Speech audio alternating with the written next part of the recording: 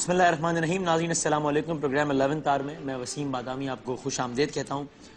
دو موضوعات پر آج کے پروگرام میں بات کریں گے. سب سے پہلے تو وہ ایک افسوسناک واقعہ کہ جس شہر میں اب تک 1726 سے زیادہ افراد پہلے ہی مار دیے جا چکے ہوں. جس شہر میں افراتفری کا یہ عالم ہو کہ وہاں پر 10, 12, 14 لاشوں کا گرنا ایک بڑی ہی عام سی بات ہو. جس شہر میں ابھی کل یا پرسوں کی بات ہے کہ پروگرام کے دوران جب ایک ٹکر چل رہا تھا کہ جناب کراچی کے علاقے کریم آباد میں دھماکہ، تو میں نے بڑا کیجولی کہا اپنے سارے دوستوں سے کہ نہیں وہ ایسی کریکر وغیرہ ہوگا کچھ نہیں، اور واقعی ایسے نکلا. کچھ دیر بعد آیا کریکر دھماکہ تھے. یعنی جس شہر میں دھماکے کی آواز اور کریکر یہ کوئی خبر ہی نہ ہو کہ یہ تو چلتا رہتا ہے، ٹھیک ہے یہ تو ہوتا ہے، اور رمضان ہے ابھی عید قریب آئے گی تو یہ سب کچھ مزید بڑھ جائے گا. ایسے حالات میں ایک عام شہری کی امیدوں کا بندھن اس وقت مزید ٹوٹ جاتا ہے جب وہ افراد کہ جنہیں ان کے سروں پر مسلط کیا گیا ہے 23 سال سے، رینجرز کراچی میں 23 سال سے قائم ہے، اور ان کی کارکردگی کیا ہے اس میں مجھے بات کرنے کی تو کوئی ضرورت نہیں ہے. فیکشن فگرز آپ کے سامنے. یہ بات بھی ٹھیک ہے کہ ان کا اپنا ایک موقف ہے، ان کا اپنا کہنا ہی ہوتا ہے کہ جناب ہمیں سیاسی ہمیں پرابلمز ہیں، پریشرز آتے ہیں، لوگ پکڑتے ہیں، ہم تو عدالتیں چھوڑ دیتی ہیں. یہ بھی ٹھیک ہے، لیکن اگر اتنے ہی پریشرز آتے ہیں اور آپ کے ہاتھ پیر بندھے ہوئے ہیں تو سرکار پھر چھوڑ دیجئے پھر. لیکن چلیں یہ تو ایک الگ موضوع ہے. کارکردگی آپ کی اچھی ہے یا بری ہے یہ کبھی کسی اور دن بات کریں گے. لیکن ان رینجرز کے ہاتھوں کبھی ہمیں بے نظیر بھٹو پارک کے آگے سرفراز شاہ کو اس طرح مارتے ہوئے ہمارے سامنے مناظر آتے ہیں کہ ایسا لگتا ہے کہ دشمن ملک کا ایک ایسا شخص ہاتھ میں آ گیا ہے جس نے ہمارے ایٹمی راز چرائے تھے، تو اس لیے اس کا یہی انجام ہونا چاہیے. اور کبھی غلام حیدر کی خبر آئے اور کل ایک ٹیکسی والے کو نہ رکنے پر غلط کیا اگر نہیں رکا. میرا اور آپ کا فرض ہے کہ اگر پولیس اہلکار یا رینجرز اہلکار ہمیں ہاتھ کے اشارے سے روکیں، ہمارا فرض ہے کہ ہم رکیں. اس شہر کے حالات ایسے ہیں کہ مجھے اور آپ کو 100 نہیں 1000% تعاون کرنا چاہیے ان اداروں سے، لیکن اگر وہ نہ رکے تو اس کی یہ سزا نہیں بنتی.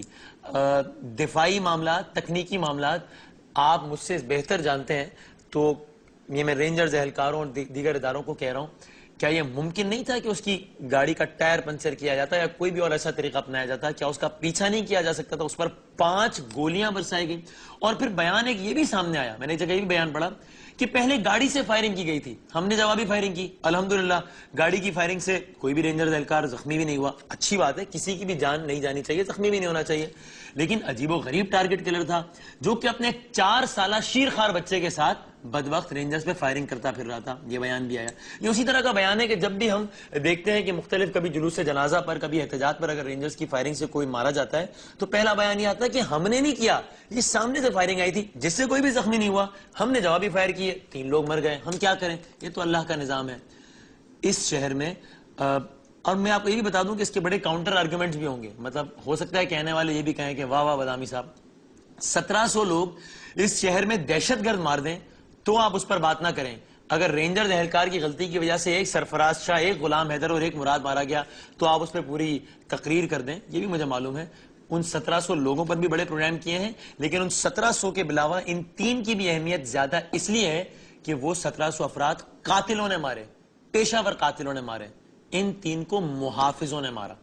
اس پر بات کریں گے پروگرام کے ایک حصے میں. اور پروگرام کے دوسرے حصے میں چونکہ اب صدارتی انتخاب کے پورے شیڈیول کا اعلان ہو گیا ہے، پریکٹیکلی دیکھا جائے ویسے تو ظاہر ہے ٹیکنیکلی اور آئین کے اعتبار سے اس وقت صدر پاکستان ہے آصف علی زرداری صاحب، لیکن ظاہر ہے اب ان کی ایک علامتی اور ایک رسمی حیثیت اس لیے رہ گئی ہے کہ ایک دوسری گورنمنٹ نے ٹیک اوور کر لیا ہے، اور 6 اگست کو یعنی کہ اب سے کچھ دن بعد نئے صدارتی انتخاب ہونے جا رہے ہیں. آج کے پروگرام میں ذرا ایک سرسری سا جائزہ لیں گے جناب آصف علی زرداری صاحب کی کارکردگی، 5 سالہ کارکردگی بحیثیت صدر پاکستان. ایک بریک کے بعد گفتگو کا باقاعدہ آغاز کرتے ہیں.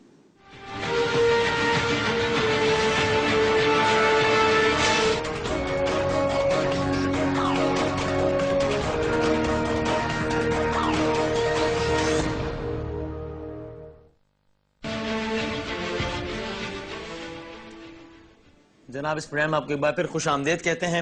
صدارتی انتخاب ہونے جا رہے ہیں. آصف علی زرداری صاحب کی جگہ نئے صدر کا انتخاب ہوگا 6 اگست کو. 24 جولائی کو کاغذات نامزدگی جمع ہوں گے، 26 کو جانچ پڑتال، 29 جولائی تک کاغذات نامزدگی واپس لیے جائیں گے اور سرکاری نتائج کا اعلان ہوگا 7 اگست کو. یعنی کہ اب سے تقریباً 8-10 دن بعد ہمیں اندازہ ہو جائے گا کہ مسند صدارت پہ اب کون کس جماعت کا کون سا شخص آنے والا ہے. ظاہر ہے جماعت کا تو اشارہ خاصا واضح ہے, شخصیت پر ابھی بات ہو رہی ہے. آصف علی زرداری صاحب کی بطور صدر پاکستان نامزدگی پاکستان کی حالیہ تاریخ کی ظاہر ایک سب سے بڑی ڈیولپمنٹ تھی, جس کے بعد اور یہ اس وجہ سے ہوئی کہ ان کی پارٹی اقتدار میں آئی اور سارا کچھ, اور جس انداز سے بے نظیر بھٹو صاحبہ کے واقعے کے بعد اور اس سے پہلے آصف علی زرداری صاحب دو بالکل مختلف کرداروں میں نظر آئے.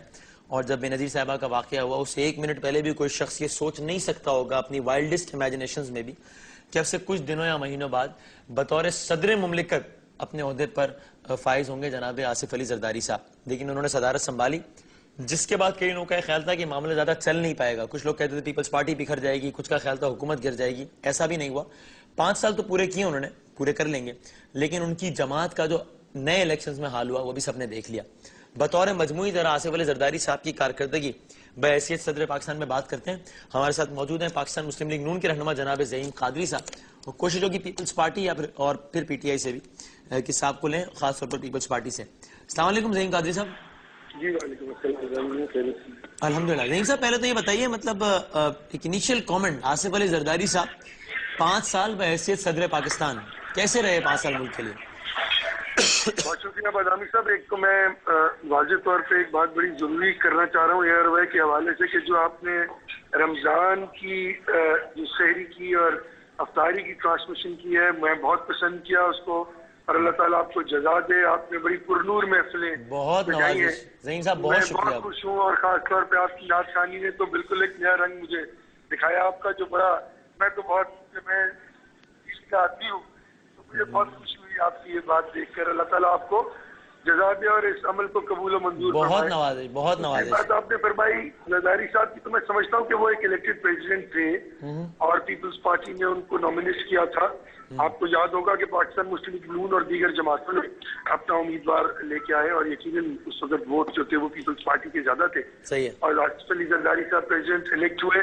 بہت سے اعتراضات بھی اٹھے, لیکن جو سب سے بڑا اعتراض رہا ہے 5 برسوں میں وہ یہ تھا کہ کئی جگہ پر انہوں نے اپنے آئینی اور قانونی حدود اور قیود کو کافی ایکسٹینڈ کیا, بلکہ میں کہتا ہوں کہ عبور کیا بارہا, اور بڑی بڑی دیر اس کو لوگ ڈسکس کرتے رہے, چاہے وہ پارٹی حکومتی معاملات میں دخل اندازی ہو, پارٹی کی صدارت ہو, اور دیگر معاملات میں بہت سی چیزوں پر ایکسٹینڈ کیا. تو امید یہ کی جانی چاہیے کہ جو نئے پریزیڈنٹ صاحب آئیں گے, یقیناً اللہ تعالیٰ کرم کرے, یہ بیلنس ان کا تعلق ہوگا, وہ اپنے آئینی حدود اور قیود کو کراس نہیں کریں گے, اور وہ ایمبٹ اور وہ فیڈریشن کے ہیڈ کا کردار, کیونکہ یہ بہت بڑا سوالیہ نشان رہا پچھلے 5 برس کہ جو صدر ہے وہ فیڈریشن کی علامت ہے, اور جب وہ صدر بن جاتا ہے تو پھر وہ کسی پولیٹیکل پارٹی سے افیلیشن نہیں رکھ سکتا. پولیٹیکل پارٹی کے اجلاس ایوان صدر میں کیے جاتے تھے, وزراء کو بلا کے تنبیہ اور تاکید کی جاتی تھی مختلف امور پر. تو میں یہ سمجھتا ہوں کہ ان چیزوں سے بالا تر ہو کے وہ صدر پاکستان کا صدر ہو, اور وہ پاکستان کی فیڈریشن کی علامت رہے.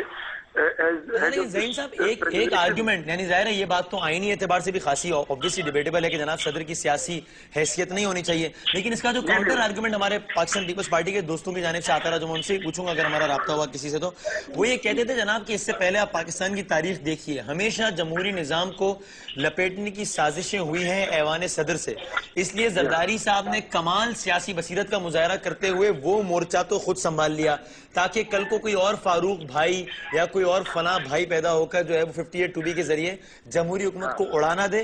اور ان کا یہ سیاسی بصیرت کا ہی کمال تھا کہ آج 5 سال جمہوریت کے مکمل ہوئے, نتیجتاً زعیم قادری صاحب کی جماعت آج منصب اقتدار پر فائز ہے. میں ہمبلی ڈس ایگری کروں گا اس سے, کیونکہ میں یہ سمجھتا ہوں کہ یقیناً جب اسمبلی اور پارلیمان نے اپنی طاقت ریگین کر لی 18ویں 19ویں 20ویں ترمیم میں, اور وہاں پر موجود تمام پولیٹیکل پارٹیز نے اس میں اپنا انپٹ کیا اور ایفرٹ کیا, تو پھر صدر کے لیے بڑا مشکل تھا کہ وہ اس طرح کا کوئی عمل کرتے. لیکن میں پھر وہی بات کروں گا کہ میں پچھلی بات تو صرف اس لیے ریفرنس کے طور پہ کر رہا ہوں, میں اگلے صدر کے لیے بات کر رہا ہوں. لیکن زعیمہ یہ 18ویں ترمیم کے بعد اب تو واقعی صدر کی حیثیت جو ہے وہ خاصی سیریمونیل سی ہو گئی ہے, لیکن پھر یہ کریڈٹ آپ زرداری صاحب کو دیتے ہیں یا نہیں کہ بہرحال جب وہ آئے تھے تب خاصی پیش گوئیوں میں سے ایک یہ بھی تھی کہ 58(2)B دیں گے نہیں, لیکن دی پارلیمنٹ کو, یہ اس بات کو اپریشیٹ کرتے ہیں؟ بالکل میں اسی طرف آ رہا تھا. میں بالکل کریڈٹ دیتا ہوں کہ ان کی جماعت نے یہ باقاعدہ ایک پرو ایکٹیو ڈیموکریٹک اسٹیپ لیا اور اس زعیم صاحب سے شاید ہمارا رابطہ منقطع ہو گیا. اچھا جی مجھے آ رہی ہے آپ کی آواز. جی مجھے آ رہی ہے آپ کی آواز. جی تو میری آواز آ رہی ہے؟ جی میں آپ کو اب سن پا رہا ہوں. جی تو ہم بالکل اس بات کی بڑی اہمیت ہے کہ پیپلز پارٹی نے ایک اہم کردار ادا کیا. میں تو آنے والے بینچ مارک سیٹ کرنا چاہتا ہوں تاکہ پوری قوم اس بات پر یکسو ہو کہ جو صاحب صدر الیکٹ ہو کے آئیں گے وہ کسی پارٹی سے بالا تر ہوں گے. فیڈریشن تمام پولیٹیکل پارٹیز کو کئی بار ضرورت بھی پڑتی ہے اکٹھا کرنے کی تو وہ بھی کردار ادا کریں گے اور as a head of the federation وہ اپنا کردار ادا کریں گے اور وہ یقیناً آرم فورسز کے ہیڈ بھی ہوں گے, چیف سپریم کمانڈر بھی ہوں گے. تو ان کا کردار یقیناً ان تمام علتوں اور علائشوں سے بالا تر ہونا چاہیے. اور جو اعتراضات کی ایم ایل این یا دوسری اپوزیشن کی جماعتوں کو تھا وہ اب مزید نہ ہو اور ایک صاف ستھری صدارتی پہل کی جہاں سے سازشوں کی بوند آتی ہو, جہاں پہ سیاست نہ ہوتی ہو. ایک ایسا ماحول کریٹ کیا جائے وہاں پہ کہ جو بھی شکتیمان صدر میں بیٹھے وہ آئین اور قانون کے مطابق اپنی پولیٹیکل بالا تر ہو کے فیڈریشن کی امپروومنٹ کے لیے کام کرے اور اپنا انپٹ دے. اچھا زعیم صاحب پلیز ہمارے ساتھ رہے گا. ہمارے ساتھ ایک نیوٹرل انالیسس کے لیے جناب رؤف کلاسرا صاحب بھی موجود ہیں. السلام علیکم کلاسرا صاحب. ہاں جی وعلیکم السلام وسیم. کلاسرا صاحب بہت شکریہ سر وقت دینے کا. سر یہ بتائیے جب یہ 6 اگست کو نئے صدر کا انتخاب ہو جائے گا اور 9 ستمبر کے بعد نئے صدر حلف اٹھا لیں گے تو آصف علی زرداری صاحب کو کن الفاظ میں آپ کے خیال میں یاد کیا جائے گا؟ یہ 5 سال بحیثیت صدر کیسے رہے؟ میرا خیال ہے کہ زرداری صاحب کے کریڈٹ میں 2-4 چیزیں تو ہو سکتی ہیں, لیکن زیادہ تر اگر ان کے پارٹی کے پوائنٹ آف ویو سے دیکھیں تو اتنی جس لیول پہ آئی پارٹی ان کی پہنچ گئی ہے, یہ تو کبھی صاحب کی پھانسی کے بعد نہیں لگا تھا کہ پارٹی ان کی ختم ہو گئی, اگرچہ پارٹی ختم ہوئی ہے. ان کو ڈیٹ بھی آتے رہے ہیں پرٹیکولرلی یہ 97 میں جو ان کی پارٹی کو شکست ہوئی تھی. لیکن ایک لیڈرشپ کا ایک آپ کو کنسیپٹ آتا تھا کہ پیپلز پارٹی میں چاہے بھٹو صاحب ہوں چاہے بینظیر بھٹو صاحب ہوں کرسمیٹک ایلیمنٹ نظر آتا تھا. زرداری صاحب کے دور میں میرا خیال ہے پیپلز پارٹی کی لیڈرشپ کو جو سب سے بڑا بحران کا سامنا ہے کہ رسپیکٹ یہ اپنی کھو چکے ہیں. وہ چاہے معذرت کے ساتھ زرداری صاحب ہوں, 2 وزیر اعظم جو ہیں زرداری صاحب کا اپوائنٹ کرتا ہے, دونوں نائب کو اس وقت ہیں, چاہے یوسف گیلانی صاحب ہوں چاہے راجہ پرویز اشرف صاحب ہوں. سب سے بڑے بگ تھریٹ جو میرا خیال ہے جس پہ ہمارا میڈیا بھی نہیں فوکس کر رہا, آنے والے دنوں میں یقیناً ان کو فوکس کرنا پڑے گا کہ زرداری صاحب کے جتنے بھی یہ NRO کے کیسز یہ کلوز ہوئے ہیں, جو ہی یہ ایوان صدر سے جائیں گے تو وہ سارے کے سارے کیسز ان پہ اوپن ہو جائیں گے. سو پیپلز پارٹی کی طریق کا ایک نیا چیپٹر کھلنے والا ہے کہ اس کے 2 سابق وزیر اعظم ہیں, ان پہ نائب کے مقدمات ہوں گے اور ان کے صدر جو ہیں وہ جو ہی ایوان صدر سے نکلیں گے تو ان شروع ہو جائے. اچھا کلاسرا صاحب ایک بات اور بتائیں ذرا, یہ زرداری صاحب کی چونکہ بہرحال ایک پارٹی کے چیئرمین تھے, باقی اب وہ ظاہر ہے جو بھی کہتے رہے کہ جناب میں تو نیوٹرل حیثیت, لیکن ظاہر ہے سیاسی وابستگی تو تھی نا, اس میں تو کوئی دو رائے نہیں ہے. یہ ان کی نااہلی تھی, نان ولنگنس تھی, یا ان کے پاس ٹیم ممبرز اچھے نہیں تھے کہ پیپلز پارٹی پر ہمیشہ جو الزام روایتی طور پر لگتا ہے کہ جناب کرپشن پیک پہ پہنچ جاتی ہے اتنے % اور اتنے %, یہ ٹھیک ہے زرداری صاحب کے حوالے سے ذاتی اعتبار سے تو نہیں, لیکن ان کے جتنے بھی رائٹ لیفٹ لوگ تھے ان پر یہاں تک کرپشن کے الزامات اس دور میں بھی لگے. یہ ان کی نااہلی تھی, بیڈ ٹیم سلیکشن تھا, یا پھر ولنگنس ہی نہیں تھی؟ میں یہ ایک اور تیسری بات کروں گا کہ جو کچھ بھی ہو رہا تھا یہ ان کی بلیسنگ سے ہی ہو رہا تھا. اگر آپ کو یاد ہو بینظیر بھٹو صاحبہ کو یہ یقین دلانے میں بھی زرداری صاحب کا بڑا ہاتھ تھا کہ اگر آپ نے نواز شریف صاحب کا مقابلہ کرنا ہے پالیٹکس میں تو اتنا پیسہ آپ کے پاس ہونا چاہیے جتنا وہاں پہ میاں صاحبان کے پاس ہے. یہ زرداری صاحب کھلے عام بھی کہتے تھے اور بینظیر بھٹو صاحبہ نے ریکارڈ پہ بھی یہ کی ہے جب ان کو کہا گیا تھا دوسری ٹرم میں کہ آپ کے منسٹر یا MP جو ہیں وہ ابھی نوکریاں بیچ رہے ہیں یا اس طرح کے کاموں میں ملوث ہیں, تو انہوں نے یہ بات کہی ہوئی ہے. میں نے ان کی خود تو ان کی اس میں نیوز پیپر میں کہ اگر یہ نوکریاں نہیں بیچیں گے تو انہوں نے الیکشن نہیں لڑنا. سو یہ بات انہوں نے کنوینس کر لیا تھا بینظیر بھٹو کو, اگر آپ نے پالیٹکس میں رہنا ہے تو کرپشن کے بغیر نہیں کر سکیں گے. اور ان کے جتنے قریبی دوست ہیں, مثلاً ڈاکٹر عاصم سے زیادہ کون قریبی ہے, سب سے میرا خیال اگر اس ملک میں کسی نے میسو کرپشن کی ہے زرداری صاحب کی کرونیز میں تو ڈاکٹر عاصم نے کی ہے. اب کوئی چیز اٹھا کے دیکھ لیں جس میں نہ ہو. اچھا ایسے سلیم مانڈی والا صاحب کو دیکھ لیں جن کو انہوں نے खजाना लाया। आखिरी दिनों के जितने स्कैंडल्स हमने फाइल किए हैं, आप ये आखिरी 3 दिनों की ICC के अब मिनट्स उठा के पढ़ने के, क्या कुछ नहीं किया गया। या 47 मिलियन रुपीज के जिस तरह के तरक्याती फंड्स के नाम पे राजा अशरफ साहब ने 15 बांट की है, तो वो तो पढ़ के या उनको देख के चीजों को लगता है कि इस मुल्क पे कुछ दिनों के लिए तो कोई गैर मुल्की हमलावर फौजियां आ गई थी जिन्होंने कब्जा कर लिया था और उन्होंने कहा कि जो समेट सकते समेट के चले जाए। इसलिए जरदारी साहब का ईरा जहाँ पे याद रखा जाएगा कि बेनजीर भुट्टो साहबा के इतने बड़े वाक़े के बाद उन्होंने ठीक है कि मुल्क को एक बेहतर की तरफ लेके गए, मुश्किल हालात थे, लेकिन वो जिस लेगेसी को छोड़ के जा रहे हैं वो इतनी कोई मैं समझता हूँ कि अप्रिशिएट करने वाली लेगेसी नहीं है। अच्छा, अब ये बताइए, अब जो अगली लेगेसी अब जो ठीक है, अब ये बताइए, अब ये ज़हीम कादरी साहब भी हमारे साथ मौजूद है। अब जाहिर है अगला जो सदर होगा पाकिस्तान मुस्लिम लीग नून से उसका ताल्लुक होगा, ये कोई पाकिस्तान के सियासी मंजरनामे में या आवाम के लिए गवर्नेंस के एतबार से कोई तब्दीली की खबर होगी, या चूंकि अब सदर का ओहदा इतना सेरेमोनियल हो गया है तो बस ये एक रस्मी कार्रवाई होगी और एक जरूरी आईनी तकाजा भी होगा जो कि पूरा तो होगा,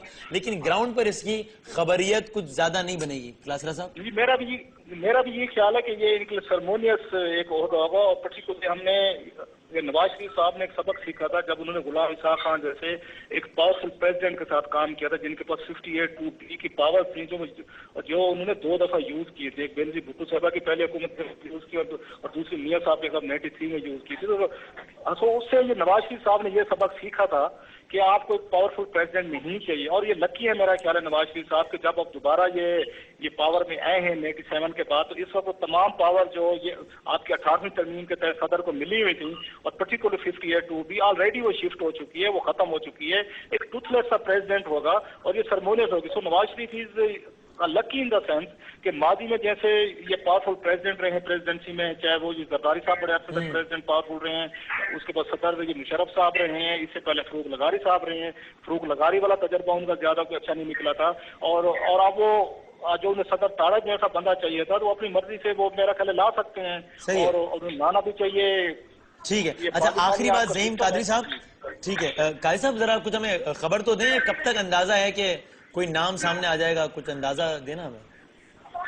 देखिए जी, तो यकीनन 24 तारीख और मुशावरत हो रही होगी टॉप लेवल पे इंशाल्लाह। मेरे तो ये ख्याल है कि ये पर्सनल ओपिनियन है कि प्रेसिडेंट यकीनन एक सेरेमोनियल ओहदा रहेगा, लेकिन छोटे सूबे से होने से कम से कम ये होगा कि इंजॉय होगी, लोग सही है। ठीक है, आई गॉट योर पॉइंट। जरा सा आपकी आवाज में हमें थोड़ा सा कनेक्शन प्रॉब्लम हो रहा है, but I got your point. जाहिर है अब ये अगर आजकल में पता नहीं भी रखता तो 24 जुलाई को तो कागजात नामजदगी जमा होने, तब तक तो इसकी वजाहत ऑब्वियसली हो ही जानी है, बल्कि उससे कुछ दिनों पहले ही। बहुत नवाजिश, बहुत शुक्रिया ज़हीम कादरी साहब, रऊफ क्लासर साहब, बहुत बहुत शुक्रिया। कोशिश ये थी कि जरा आसिफ अली जरदारी साहब के, चूंकि अभी इंतखाबी शेड्यूल का ऐलान हो गया है, तो जरा इस पर नजर डालें। एक ब्रेक के बाद जब हम वापस आएंगे तो जिस स्टोरी का हमने प्रोग्राम के आगाज में तस्करा किया था, रेंजर्स के हाथों एक और बेगुनाह नौजवान की, या चलें मुझे नहीं पता, कुछ रिपोर्ट्स ये कहती हैं जनाब, या कुछ रेंजर्स के जराए कहते हैं कि नहीं जी कुछ मामला था भी, चलें इस पर भी कमेंट नहीं करते, लेकिन जिस अंदाज से कत्ल हुआ वो तो जाहिर है आईनी नहीं था, किसी भी तरीके से ठीक नहीं था। ये बात भी ठीक है, ये बात भी डिबेटेबल है कि जो लोग आईनी तरीके से पकड़े जाते हैं और जो मुजरिम होते हैं उनके साथ क्या होता है, वो भी तो खुलेआम फिर रहे होते हैं, लेकिन फिर क्या ये तरीके कार अपनाना ठीक है? इन तमाम तर सवालात को बारेंगे एक छोटे से ब्रेक के बाद।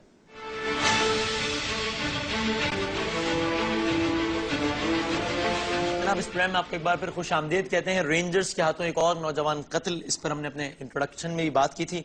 हमारे साथ मौजूद हैं हमारे क्राइम रिपोर्टर जनाब कामिल आरिफ साहब और हमारे एक और रिपोर्टर सलमान लोधी साहब। इस वक्त कल जिस नौजवान को कत्ल किया गया 30 साला, उसके घर पर मौजूद हैं उनकी बेवा के साथ।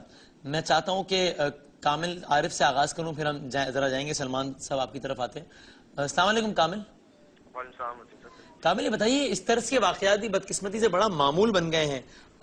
आप लोगों की जाहिर है एक आम किसी भी शहरी या इवन आम रिपोर्टर के मुकाबले में ज्यादा इंटरेक्शन रहती है लॉ एनफोर्सिंग एजेंसीज के साथ, क्योंकि जाहिर आप लोगों का दिन रात यही चीजें कवर करते हैं। ये क्या है? ये कोई खास मेंटालिटी है, ये फ्रस्ट्रेशन है, ये इरिटेशन है, या ये अपना गुस्सा किसी दूसरे पर निकाल, ये किस माइंडसेट को रिफ्लेक्ट करते हैं इस तरह के वाकयात? ये चक्कर क्या है? اچھا وسیم صاحب، بالکل اس کے اوپر بات کرنے سے پہلے ہم یہاں پہ ایک چیز تھوڑی سی کلیئر کر دیں کہ اگر ہم کسی بھی فورس کے بارے میں بات کرتے ہیں یا اس کی کسی غلط اقدام کے خلاف بات کرتے ہیں تو ہمارا مطلب یہ نہیں ہوتا ہرگز کہ ہم اس کی فورس کو ڈی ماڈلائز کر رہے ہیں، بلکہ ہم اس کی جو کرٹیسائز ہم اگر کرتے ہیں تو اس کا مطلب یہ ہوتا ہے جہاں جہاں خامیاں ہیں اس کو دور کیا جائے۔ کل والا جو واقعہ ہوا رینجرز کی جانب سے، بالکل وہ لاپرواہی تھی، ان کے رینجرز کے اہلکار کی لاپرواہی تھی، اور اس کے اوپر فوری طور کے اوپر پولیس بھی حرکت میں آئی، عینی شاہدین تھے، ایک ٹھیلے والے نے گواہی دی، اس کے بعد یہ سارا واقعہ ڈکلیئر ہو گیا کہ یہ ایک عام شہری تھا، یا اس کے اوپر بعد میں رینجرز کی جانب سے یہ بھی سامنے آیا، رینجرز ترجمان کی جانب سے، کہ خیر پور میں ایک مقدمہ تھا، لیکن جس ٹائم یہ مارا گیا اس ٹائم یہ کوئی واردات نہیں کر رہا تھا، کوئی کرمنل ایکٹیویٹی نہیں کر رہا تھا، بلکہ اس کی ٹیکسی کے اندر اس کا ایک چھوٹا معصوم بچہ بھی تھا، یعنی وہ گولی اگر اس کے والد کو لگتی اور اس کے ساتھ اگر اس کے بچے کو بھی لگ جاتی تو ایک معصوم زندگی کی بھی جا سکتی تھی۔ اور یہی واقعہ جو کل ایک ٹیکسی کے میں ہوا، جس میں ایک ٹیکسی ڈرائیور گیا جو ڈسمس پولیس والا بھی بتایا جاتا ہے رینجرز اور پولیس کی جانب سے، اسی طرح کا واقعہ آپ کو یاد ہوگا شاہ فیصل کالونی کے اندر پیش آیا تھا، جہاں گاڑی نہ رکنے کے اوپر 2 رینجرز کے اہلکاروں نے فائرنگ کی تھی، اور اس میں بھی ایک نوجوان جاں بحق ہوا تھا، اس میں بھی رینجرز کے اہلکار گرفتار ہوئے تھے۔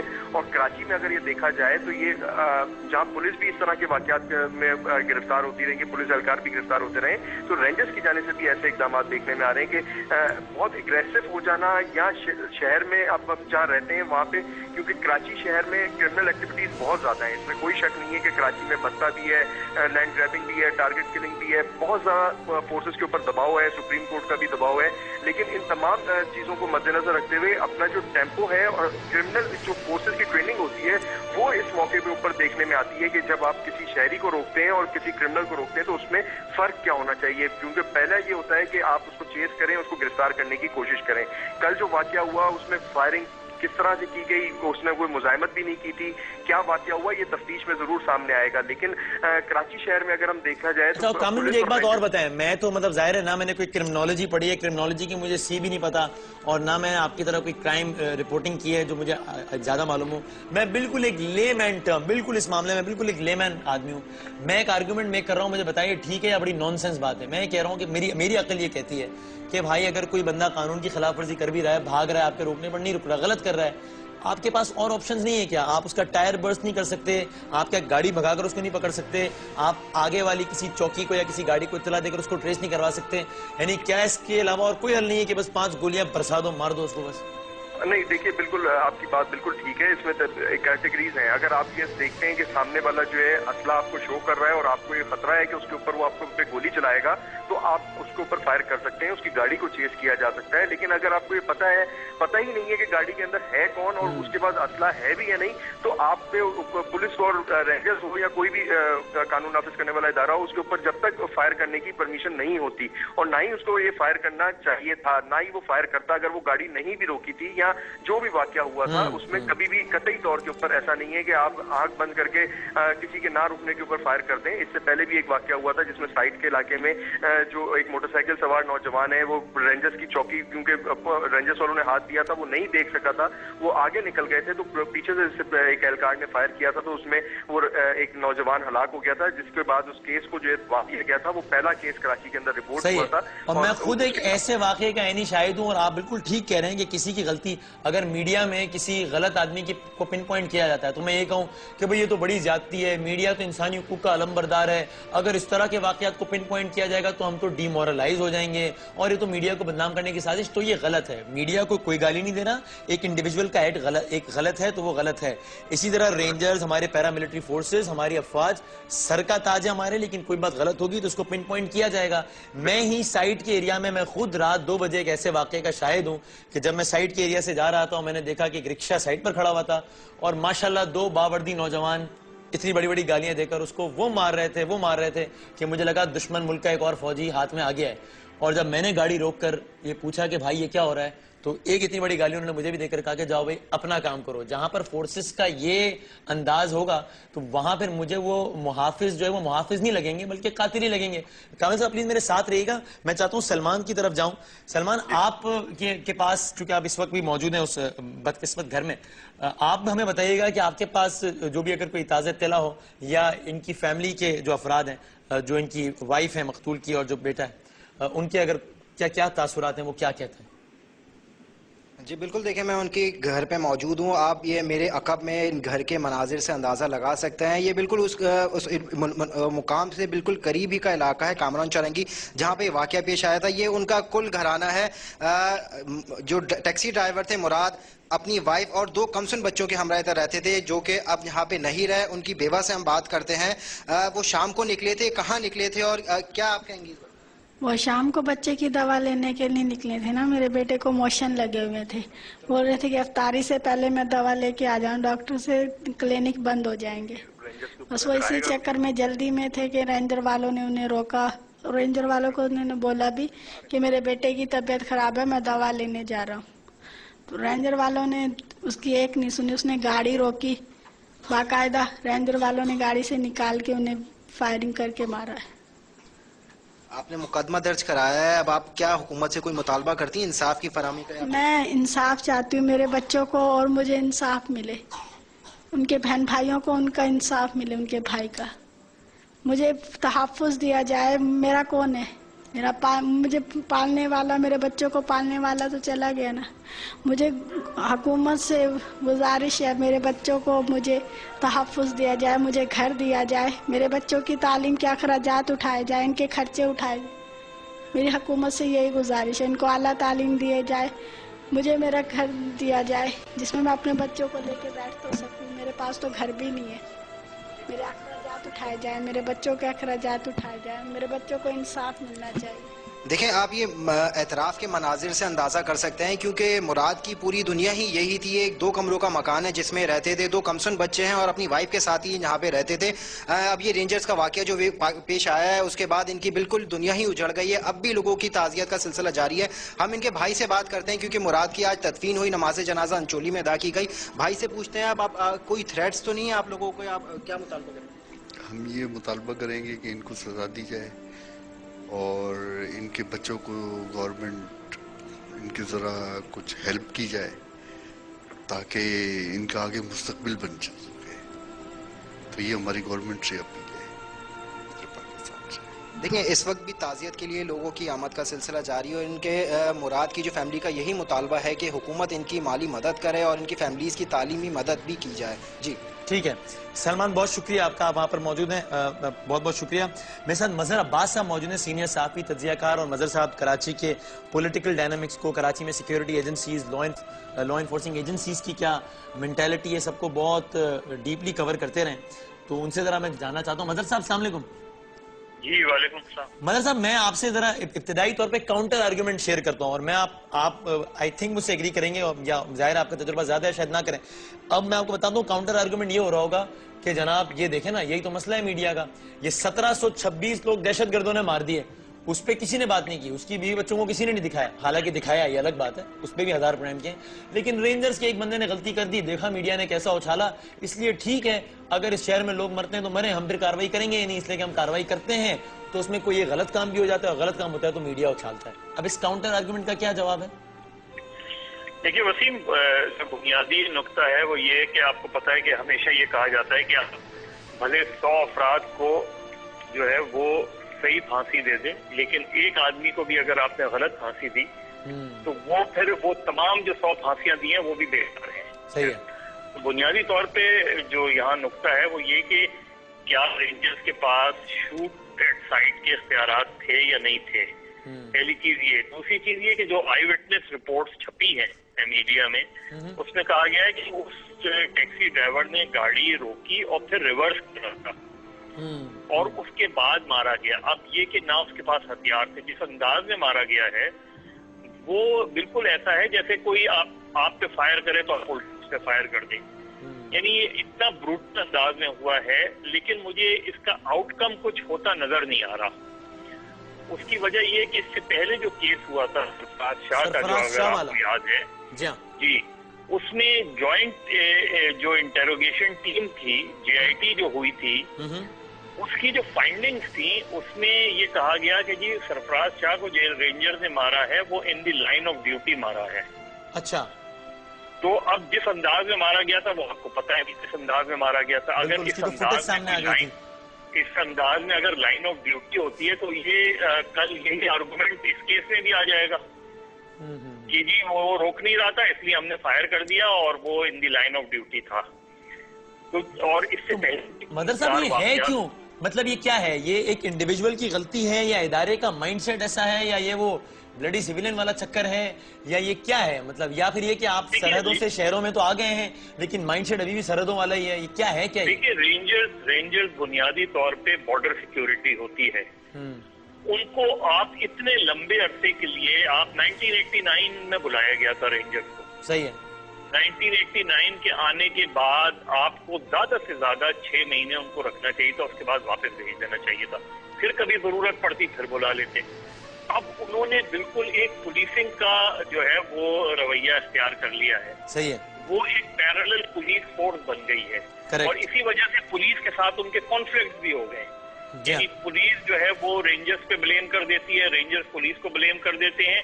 تو یہ اصل میں اسی وجہ سے ہے کہ آپ نے وہ چیف منسٹر تک یہ کہتا ہے کہ جی ہمیں جواب نہیں دیتے. تو جب اتنا زیادہ کانفلکٹ ہو جائے تو پھر صورتحال خراب ہو جاتی ہے. مطلب صاحب ایک اور سینیریو رکھنا چاہتا ہوں آپ کے سامنے. رینجرز کے مطلب آپ کی اگین ظاہر ہے زیادہ آف دا ریکارڈ اور آن ریکارڈ انٹریکشن ہوتی ہوگی. ایک تاثر پھر وہاں پر یہ پایا جاتا ہے کہ ہم نے جو افراد جو کرمنلز ہارڈ کور کرمنلز پکڑے اور بالکل قانونی طریقے سے پکڑ کے قانون کے حوالے کیے، ان کے ساتھ کیا ہو گیا؟ وہ 2 مہینے بعد آزادہ دندناتے پھر رہے ہوتے ہیں اور پھر آپ میڈیا والے ہم ہی رینجرز والوں پر جو ہے وہ تنقید کرتے ہیں. اور اگر ہم اس طرح کا کچھ کریں تو پھر مطلب یہ بتائیے کہ پھر مسئلے کا حل کیا ہے؟ مطلب جو لوگ پکڑے جاتے ہیں. دیکھیے مسئلہ یہ ہے کہ اگر رینجر اور صحیح ہوگا، ہو سکتا ہے ان کا آرگومنٹ ہو، لیکن اگر رینجر کو یہ ڈیفیکلٹی ہے تو پھر رینجرز کہیں کہ واپس دے دیں. ہمیں جب تک یا تو آپ مکمل اختیار دیں اور اس میں پروسیکیوشن کا بھی اختیار دیں ورنہ ہمیں واپس بھیج دیں. اب یہاں ہو یہ رہا ہے کہ ان کے انٹرسٹ ڈیولپ ہو گئے، ان پہ الزامات یہ لگتے ہیں کہ ان کے کمرشل انٹرسٹ ڈیولپ ہو گئے اور ان کے پاس ریل اسٹیٹ بھی آ گئی ہے. انہوں نے بہت سی ایسی جگہوں پہ جو ہے اس بلڈنگز کو تقریباً لیز بھی کروا لیا. تو یہ جو ایکوزیشن ہے کیونکہ یہ اوور اسٹے جو ہے، اب آپ سیچے 89 سے تقریباً 14 سال سے رینجر جو ہے شہر میں ہے اور کوئی میجر انپٹ نظر نہیں آتا ان کا. تو اس لیے بہتر یہ ہے کہ جو خرچہ جو آپ 1 ارب روپے یا اس سے زیادہ شاید آپ سالانہ رینجر کو دے رہے ہیں اس میں آپ بہتر ڈیولپ کریں. اب تک ہونا یہی چاہیے تھا. صحیح ہے. ایڈ ہاک بیسس پہ کام چل رہا ہے، پرماننٹلی کچھ نہیں ہو رہا. سر آخری بات یہ بتا دیں، وہ سرفراز شاہ کیس کا پھر الٹیمیٹلی نکلا کیا؟ سپریم کورٹ، چیف جسٹس صاحب، سو موٹو، ڈی جی کی برطرفی، سزائے موت، پھر ان کے بھائی نے معاف کر دیا. آسان بات بتائیں کیا نکلا اس فوٹیج کا جو کہ اتنی چلی؟ کیا ہوا؟ دیکھیں وہ یہی ہوا تھا کہ انہوں نے ان کی فیملی کو اپروچ کیا، فیملی کو اپروچ کر کے ظاہر ہے انہوں نے کمپنسیٹ بھی کیا ہوگا وہ، لیکن یہ مسئلے کا خود رینجرز کے لیے اچھا نہیں ہے. دیکھیے سپریم کورٹ کا کیا فیصلہ تھا؟ سپریم کورٹ نے یہ کہا تھا کہ یہ پوری رینجرز وہ ہے. اس کے بعد ڈی جی رینجرز کو بھی تبدیل کر دیا گیا تھا، بہت ٹیکس ہوئے تھے، پھر وہ ڈی جی رینجرز واپس بھی آ گئے. اب اصولی طور پہ انہیں واپس نہیں لانا چاہیے تھا، اصولی طور پہ دوسرے کو لانا چاہیے تھا. لیکن کیونکہ اس سے آپ امپریشن کیا دے رہے ہیں؟ آپ اپنی فورس کو یہ امپریشن دے رہے ہیں کہ آپ نے جو کارروائی کی تھی وہ بالکل ٹھیک کی تھی اور جو سویلین گورنمنٹ نے جو کارروائی کی یا سپریم کورٹ نے کی وہ غلط تھی. آپ واپس لائے اس کو، آپ نے اس کو کہا کہ رینجرز والے نے جو مارا تھا بالکل ٹھیک مارا تھا، ان دی لائن آف ڈیوٹی مارا تھا. تو اس کے بعد یہ نتائج ہوتے ہیں. اس کے بعد جو ایک عام رینجرز والا ہے اس کے حوصلے بلند ہوتے ہیں اور وہ کہتا ہے کہ ٹھیک ہے اگر میں مار دوں گا تو کل میری فورس مجھے بچا لے گی. ٹھیک ہے. Thank you very much mother صاحب، بہت بہت شکریہ. آپ مجھے سلمان آخر میں بتائیں، چونکہ آپ کی ظاہر ان کے اہل خانہ سے اور سب سے بات ہوئی ہوگی اور علاقے کے لوگوں سے بھی، اب ان لوگوں میں کیا امپریشن ہے؟ یہ خوف کی فضا ہے، غصے کا عالم ہے یا کیا ہے؟ مجھے آپ بس فائنل ورڈز دیجیے گا سلمان. جی بالکل، دیکھیں علاقہ مکین خاصا غمزدہ ہیں اور خوف کا بھی شکار ہیں. ان کا یہی کہنا ہے کہ جو پولیس جس رینجرز اہلکار کو ایف آئی آر میں نامزد کیا گیا ہے خاصی شکایتیں لے کے بھی آئے ہوئے ہیں یہاں کے علاقہ مکین. ان کا یہ کہنا ہے کہ وہ جو غلام حسین جس کی ایف آئی آر درج کی ہے، جو اس واقعے میں ملوث ہے، اس کی کئی شکایتیں یہاں پہ موصول ہوئی ہیں. علاقہ مکینوں نے اعلیٰ حکام کو بھی شکایت کی گئی لیکن کوئی اس واقعے کا نوٹس نہیں لیا گیا. علاقہ مکین خاصا غمزدہ بھی ہیں اس واقعے کے خلاف اور ان کا یہ کہنا ہے کہ رینجرز کو خاصا شکایتیں بھی تھی. یہ جو متاثرہ اہلکار ہے اس کے خلاف خاصا شکایتیں بھی تھی اور خاصا پریشان بھی تھے اس اہلکار سے. صحیح. بہت شکریہ سلمان. کامل آخری 1 منٹ رہ گیا ہے، مجھے بتائیے یہ جو پیرالل فورس والا معاملہ ہے جس کی طرف مظہر صاحب نے اشارہ کیا، آپ کو بھی یہ لگتا ہے کہ یہ بھی کچھ اہم وجوہات میں سے ایک ہے اس شہر میں جاری بدامنی کی؟ وسیم صاحب، اگر یہ پیرالل فورسز جو جس میں پولیس اور رینجرز کا مظہر صاحب نے تذکرہ کیا، اگر یہ ایک ہو جائیں تو شہر میں 80% کرائم جو ہے وہ ختم ہو سکتا ہے. لیکن پولیس اور رینجرز کے بیچ کی جو رنجش ہے، اختیارات کی رنجش کہہ لیں یا یہ کہہ لیں کہ دونوں کے درمیان سب سے بڑا جو فرق آتا ہے وہ یہ آتا ہے کہ رینجرز کسی بھی پروٹیسٹ پہ یا کسی بھی اس جگہ پہ پولیس کے ساتھ تعاون نہیں کرتی یا پولیس کے کہنے پہ نہیں جاتی جہاں پر اس کو پولیس کے ساتھ کھڑا ہونا چاہیے. ادروائز آپ دیکھیں تو دن بھر رینجرز کے آپریشن جاری ہوتے ہیں، لیکن اگر پولیس کے کہیں پہ پھنسی ہوئی ہوتی ہے تو پولیس کو رینجرز کو ان کی مدد کرنی چاہیے ہوتی ہے. کوارڈینیشن دونوں کے درمیان آئیڈیل نہیں ہے اس کا مطلب. ٹھیک ہے، بہت شکریہ کامل، سلمان اور مدر صاحب، بہت بہت شکریہ. میں آخر میں ناظرین سے یہی کہوں گا، اگر افواج کے سیاسی کردار پر تنقید کی جائے تو خدا را اس کو افواج پر تنقید سے تعبیر نہ کریں. اور رینجرز بالکل ہماری پیراملٹری فورس ہے، وی ریسپیکٹ دیم، بہت احترام ہے. آپ لوگوں کی اپنی قربانیاں ہیں، آپ لوگوں کے اپنے مسائل ہیں جو کہ بہت جینین ہیں، لیکن شاید آپ کے بھی مزاج میں تبدیلی اور نظر ثانی کی گنجائش ہے. امید ہے کہ اس کو بھی آپ کسی غداری یا دشمنی کے زمرے میں نہیں لیں گے. ہر جگہ اچھے برے لوگ ہوتے ہیں، برے لوگوں کا خاتمہ لیکن ضروری ہے. بری عادات کا اور برے عمل کرنے والوں کو ان کے انجام تک پہنچانا بھی ضروری ہے. پروگرام دیکھنے کا بہت شکریہ. زندگی اور صحت نے اجازت دی، انشاءاللہ کل پھر ملاقات ہوگی. تب تک کے لیے اللہ حافظ.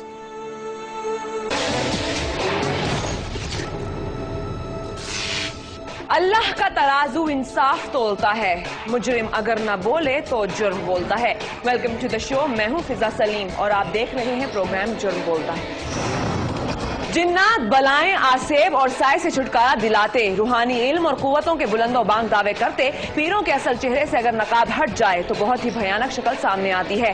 چلتے ہیں ٹوبہ ٹیک سنگھ، جہاں پیر کاشف شاہ کی شیطانیت روحانیت کے فرضی تھیلے سے باہر آ گئی.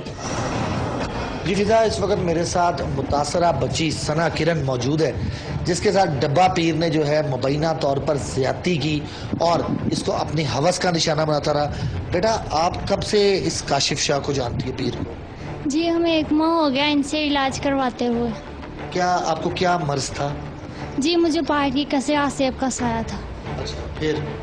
جی تو میرے ابو نے، ہمارے محلے میں ایک لڑکا تھا، وہ انہی کا شاگرد تھا، اس نے ان کا پتہ بتایا کہ جو میرے استاد ہیں وہ یہ کام کر لیتے ہیں، تو ابو نے ان سے رابطہ کیا تو وہ گھر آنے لگے. وہ چاچا سمجھ تیرا کام ہو گیا، وہ بہت پہنچے ہوئے پیر ہیں.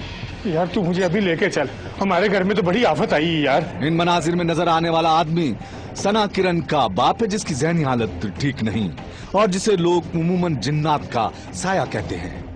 جبکہ بوٹا نامی یہ لڑکا اسے اپنے استاد پیر کاشف شاہ کی کرامات کے بارے میں بتا رہا ہے کہ گھبرانے کی کوئی بات نہیں، پیر صاحب خود تمہارے گھر آئیں گے اور اس کا علاج کریں گے. دوسرے دن بوٹا پیر کاشف شاہ کو ثنا کرن کے گھر لایا، جہاں ثنا کے ماں باپ اس سے بڑی عقیدت کے ساتھ ملے. پیر صاحب نے ارد گرد کے ماحول کا جائزہ لیا اور انہیں محسوس ہوا کہ کچھ نظر نہ آنے والی مخلوقات یہاں کثرت سے ہیں. کچھ ہی لمحوں بعد انہوں نے ثنا کرن کو بلوایا اور اسے دیکھ کر اس کے ماں باپ سے کہا کہ بلا شبہ اس پر جنات کا سایہ ہے، میں اسے ٹھیک کر دوں گا، لیکن اس کے لیے مجھے اس کا علاج اکیلے میں کرنا ہوگا، کیونکہ میرے عمل میں کسی کی ذرا سی آہٹ بھی سارا کام خراب کر سکتی ہے.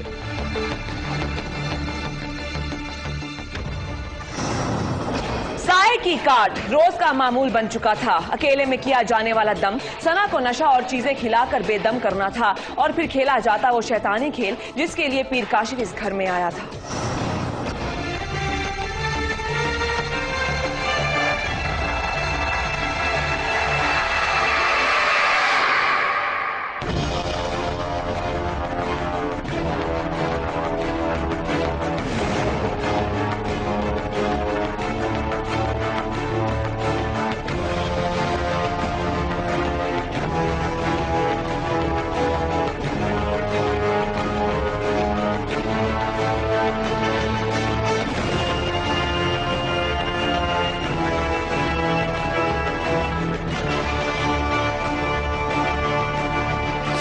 آپ کو کچھ کھلا رہا ہوتا تھا، آپ سے یہ کاشف کیا بات کرتا تھا، کیا باتیں کرتا تھا جب آپ اکیلی ہوتی تھی؟ جی یہ کہتا تھا کہ نہیں یہ تمہیں شفا دے گا، یہ لنگر ہے ہمارے ڈیرے کا، تو اس لیے میں کھا لیتی تھی.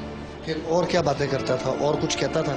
میں بس یہ کہتا ہے، کہہ رہا میں ایک حرکت کرتا ہوں، میں ایسے علاج کرتا ہوں، ایک حرکت کرتا ہوں لڑکی کے ساتھ، اگر اس میں کوئی ایسی جناتی چیز ہو اس کو ناگوار گزرے تو وہ پھر حاضر ہو جاتی ہے، ایسا بولا. اور مجھے کہا کہ اپنی بازو دونوں آسمان کی طرف بلند کر دو. میں نے اپنی دونوں بازو آسمان کی طرف بلند کی تو میری آنکھوں کے آگے اندھیرا آ گیا اور میں مدہوش ہو کے بے ہوش ہو کے گر گئی.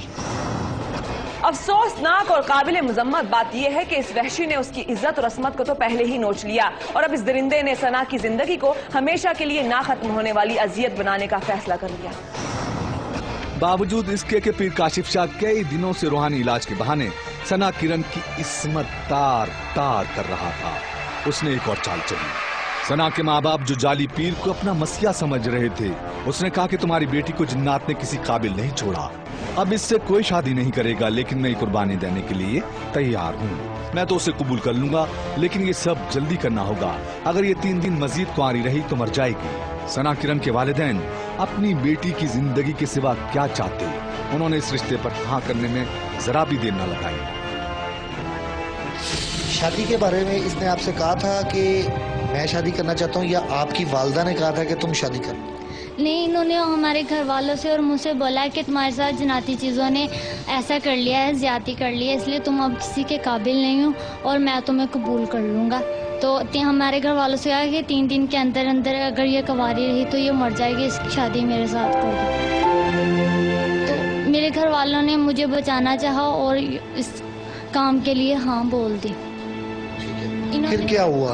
انہوں نے مجھے اور میرے گھر والوں کو بھی تویز کھلا رکھے تھے، اس لیے سبھی کے ذہن ایسے سن ہو گئے تھے، سبھی مٹھیاں بند کر کے اسی کے پیچھے بھاگ رہے تھے کہ یہی سچا ہے، پوری دنیا جھوٹی ہے.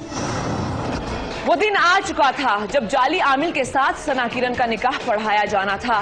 سب تیار تھے، بس انتظار تھا تو قاضی کا. آگے کیا ماجرا ہوا؟ کیا واقعی ثنا کرن کو پیر کاشف کے سپرد کر دیا گیا یا سارا معاملہ چوپٹ ہو گیا؟ یہ دکھائیں گے آپ کو، لیکن ایک شارٹ بریک کے بعد.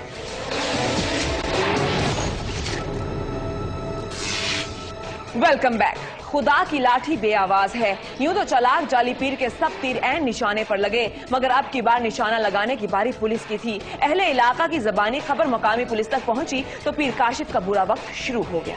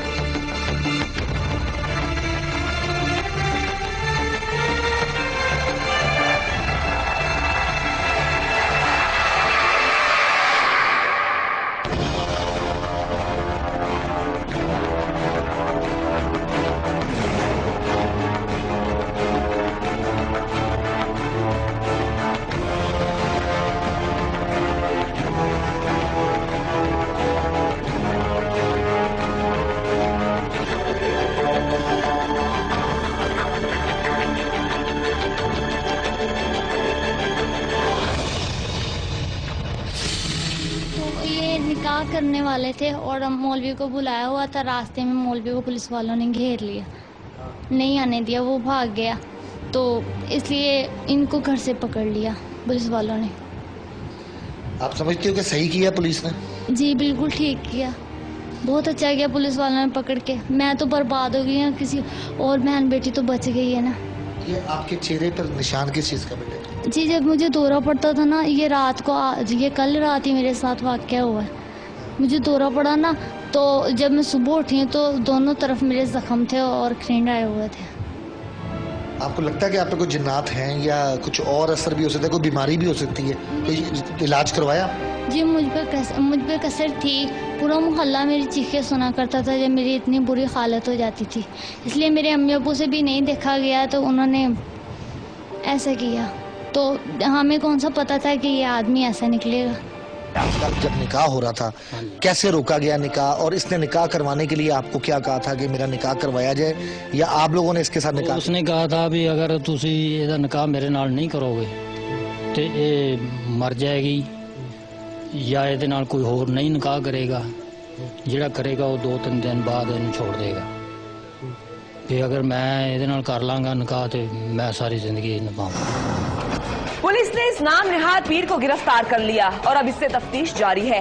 जुर्म बोलता है कि टीम भी इस शर्मनाक वाक़े के असल हक़ाइक़ को जानने के लिए कमालिया में मौजूद है। ये जो आप पीर हैं, ये कब से दम दरूद का सिलसिला जारी है? तकरीबन 4 साल से। 4 साल से आप क्या दम करते हैं? तीसरा कलमा पढ़ कर दम करता हूँ मैं। ठीक है।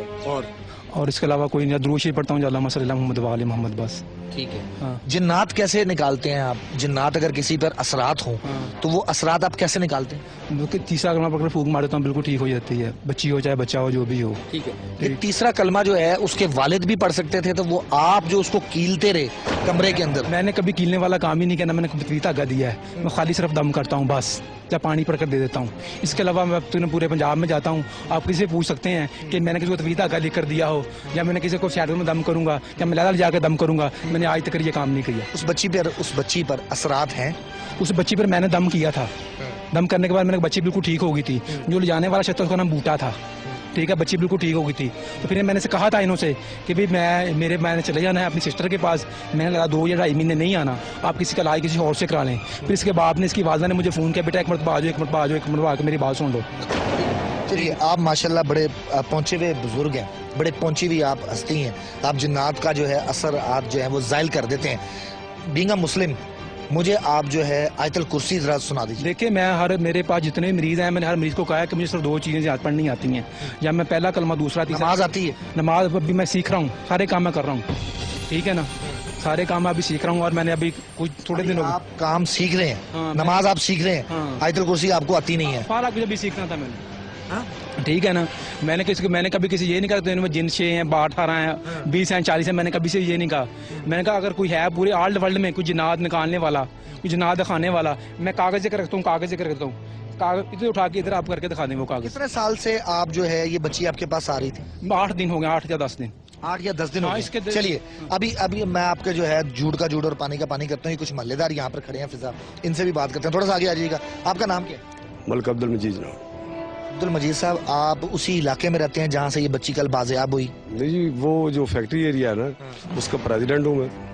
तो अहले मोहल्ला और वर्करों ने मुझे फ़ोन किया भी इधर बहुत जुल्म हो रहा है, भी थोड़ा सा टाइम देकर। ये आपने क्या सुना कि ये बच्ची कब से इसके पास आ रही? जब मैंने सुना भी बच्ची 18 और 20 दिन के बीच में इधर आती है। और कितने अरसे से आना जाना? 18 और 20 दिन में। नहीं, 18-20 दिन के बाद वक्फे से आती है ना? वक्फे। कितने अरसे से आती जाती है? और कम से कम 1 महीना हो गया होगा। ठीक है। 1 महीने के अंदर जब मैं उधर आया तो उधर तमाम मोहल्ले वालों से पूछा भी दसो भी इधर क्या बात है। मोहल्ले वाले ने बताया भी इधर एक जाली पीर है, वो एक बच्ची के साथ ज्यादती करने चाहता है, बच्ची की जिंदगी बिल्कुल खराब हो जाएगी, बच्ची इसने बेच देनी है। मुझे नहीं इल्म था भी ये पीर है या कौन पीर है। जब मैं उधर आया तो निकाह करवाने वाला एक मौलवी आया उधर। मैं मोहल्ले वालों ने बताया ये मौलवी आ गया, 4 बजे निकाह पढ़ाना है। तो मैंने मौलवी को पूछा, मैं कहा तुम बताओ भी तुम्हारे घर बेटी नहीं है? तो क्या भाई है। मैं कहा ये जाली पीर जो निकाह करना चाहता है, क्या तू अच्छा समझता है? उसने कहा नहीं। मैं कहा फिर खामोश होकर चले जाओ। तौर पर उस बच्ची के साथ ज्यादती करते रहे? मैंने एक मरतबा भी ज्यादती नहीं की। बच्ची खुद कहती है कि 4 से 5 दफा तुमने ज्यादती की। नहीं, मेरा मेडिकल रिपोर्ट करो, उसके मेडिकल कराओ। तो मैं डॉक्टर मौजूद हैं, दूध का दूध पानी का पानी हो जाएगा। कहने से आप जो मर्जी कही जाए। मेरा मेडिकल रिपोर्ट का, बच्ची का मेडिकल। कितनी उम्र है तुम्हारी? मेरी तुम्हें 34 साल उम्र होगी। 33 साल। 34 साल की उम्र में तुम्हें अब तक जो है नमाज नहीं आई, तुम्हें अब तक जो है अल्लाह मोहम्मद का सही तरह नाम लेना नहीं आया, तुम जिन्नात उतारने घर से निकल पड़े। मेरी बात सुनो, सारी जिंदगी मैंने गुमराही के रास्ते पर गुजरे हैं। क्या करते रहे उससे पहले? इससे पहले रेडी दिखाता हूँ फलों की, बस उसमें मसरूफ रहता था। ठीक है, फिर मिलों में काम कर रहा था। ठीक है ना, जब मैंने देखा, मैं फैसलाबाद में मिल में काम करने लगा, वो 16 लूमों की है थी, उधर मैं करता रहा काम। मैं ना उधर वो तो आदमी थे, किसी के पास दूसरा तीसरा पढ़ो, यही मैं उस वक्त पढ़ता था। ठीक है ना, मैंने यही हर किसी से बात करनी है। जिन्नात के बाद तुमने सोचा कि जो है तुम अब जिन्नात के असरात को खत्म करोगे, बच्ची को अकेले कमरे में लेकर, बच्ची को अकेले कमरे में लेकर तुम गुजरे? पहले मेरी बात सुने, बात सुनकर फिर हम जवाब दें। पहले मेरी बात आप पूरी सुने। ठीक है ना, मैंने तो कभी सोचा नहीं था कि जिन निकालूंगा, ये करूंगा, फलाना करूंगा, ढिमका करूंगा। ठीक है ना, लेकिन उधर मैंने किसी को दम किया, फिर किया। इसलिए मेरा पंजाब मेरा नाम है। ठीक है ना, क्या नाम है तुम्हारा? मेरा पीर काशिफ अली मेरा नाम है। ठीक है, और पूरे पंजाब में मैंने किसी जाति नहीं, किसी मैंने जाति के अंदर। मेरे पे देख सकते हो, मेरे पे भी जिन्नात है। आप में तो कोई चीज नहीं है। क्यों नहीं है? आप कैसे बता हैं? मेरे पे जिन्नात का असर है। चलो, आपको जिन्नात का असर है, मेरी जूती पड़ी है, इधर उठा के उतर रखते हैं। आप जिन्नात अपने जिन्नों से कहो जूती मेरी पड़ी है, उठा के परे रख दे। मेरे पे जिन्नात का असर है, मैं ये नहीं कह रहा कि मेरे पास जिन्नात है। असर भी आपका अगर आप खुद साया है, मेरा साया असर है तो फिर आप ये काम करके दिखाएं, बूटी मेरी पड़ी है, मेरा साया जो है उतार दो ना, जिनका साया जो मुझे जोन सी मैं बात कर रहा हूँ आपका साया से, आप कौन अपने साथ जूती चुके मेरी परे रखा दें। तुम्हारे पास है पर जिन? मेरे पास, मैं तो कहता हूँ मेरे पास जिन मुकरम साहब मेरे पास कोई चीज नहीं है, मैं तो कहता हूँ मेरे दूसरी पढ़ना था, कलमा पढ़ना आता है, ठीक है ना। अब मेरा मेडिकल रिपोर्ट करना है, मेडिकल रिपोर्ट में सब बात आ जाएगी। हमारे मुआशरे में ऐसे लोगों की कमी नहीं जो झूठ को भी इस कदर जारिहाना अंदाज और खूबसूरत अल्फाज में पेश करते हैं कि लगता है दुनिया में उनसे बड़ा सच्चा आदमी कोई नहीं। ये पीर भी इस फन से बखूबी वाकिफ है, लेकिन पुलिस इसकी असलियत को किस हद तक जान पाई है, आइए जानते हैं। बयान है, बच्ची ने कहा कि मेरे साथ 3 दफा इसने अपने मकान में जना किया और 2 दफा हमारे घर में किया। ठीक है जी। आपको क्या लगता है, आप पुलिस अफसर हैं, बच्ची झूठ बोलती है कि पीर झूठ बोलता है? पीर झूठ बोलता है, हमें तो यही लगता है। ये कहता है कि मैं जो है इस काबिल नहीं हूँ, शादी के काबिल नहीं हूँ।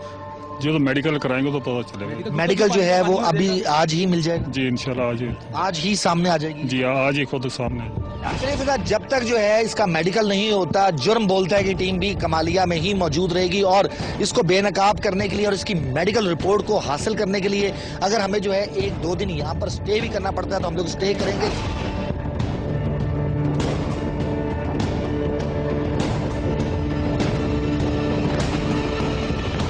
मेडिकल के लिए पीर काशिफ शाह को अंदर ले जाया गया और यहाँ पर मेरी बात हुई है डॉक्टर से, जिनका कहना ये है कि कुछ ही मिनट्स के अंदर ये बात तस्दीक हो जाएगी कि ये बाकायदा तौर पर किसी के साथ ज्यादती कर सकता है या नहीं कर सकता है। इसके लिए जुर्म बोलते हैं कि टीम यहीं पर मौजूद है अस्पताल के अंदर। क्या सूरत हाल होती है ये कुछ ही देर में मालूम पड़ जाएगा।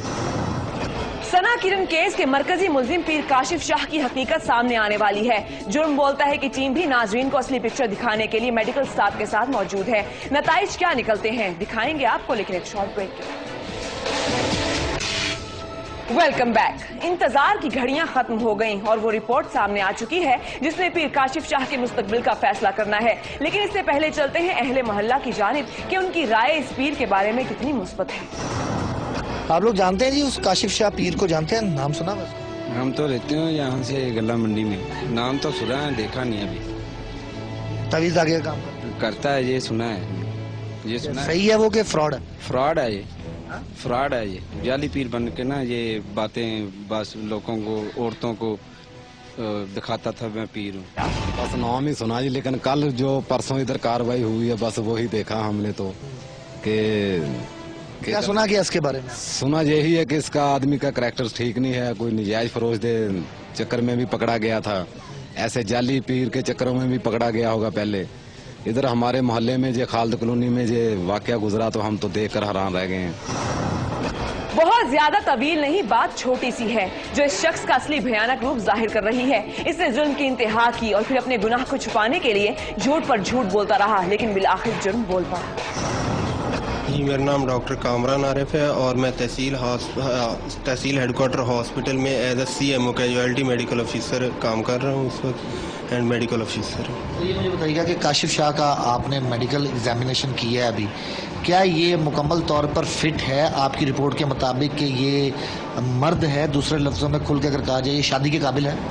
जी, according to my physical examination he is fully fit for sexual act and he can perform. There is nothing to suggest that he cannot perform the sexual act. सच छुप नहीं सकता बनावट के असूलों से। पीर काशिफ शाह की हकीकत तो मंजर आम पर आ गई और वो अपने मुनकती अंजाम तक पहुंच गया। लेकिन यहाँ माँ बाप पर भी कड़ी जिम्मेदारी आयद होती है कि खुदारा अपनी बच्चियों को ऐसे मसीहाओं के सुपुर्द ना करें जिनका काम इंसानियत के लिबादे में फकत अपने घिनौने मकासद की तकमील हो। नाज़रीन, हर जगह शिकारी जाल लगाकर बैठे हैं। हमारी छोटी सी गलती उम्र भर का रोग बन सकती है।